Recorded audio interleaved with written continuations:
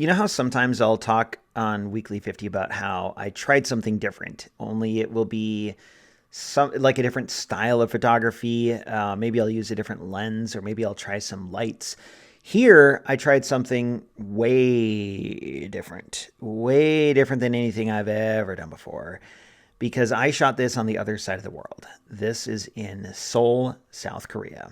And my wife and I took our kids on a trip to Seoul to see family over Christmas break. And, to be honest, I didn't actually take a lot of art photos. I took like easily 1,000 photos, but most of them were of my family because that's what's important to me. It was winter, so it was really cold, and I didn't really want to spend a lot of time outside composing shots. We spent a lot of time outside, but most of it was walking around and going from place to place.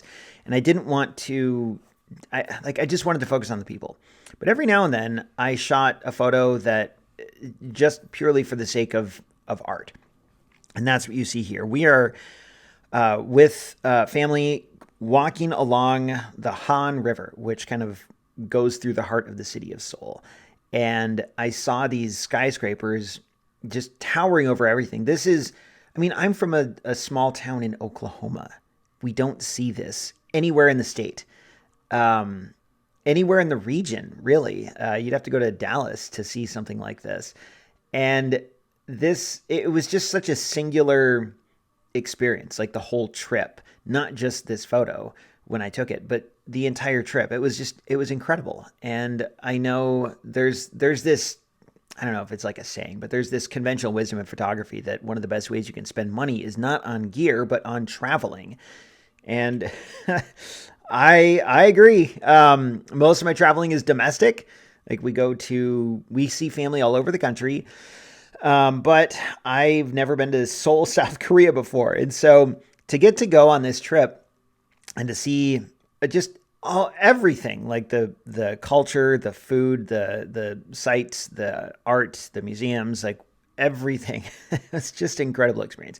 And so this photo doesn't really capture the experience, but it does capture like one moment of the trip, which is we were walking in a park along the Han River. And the title of this comes from how the city of Seoul is often described as a miracle on the Han. And the history of Korea is fascinating way. It's just incredible.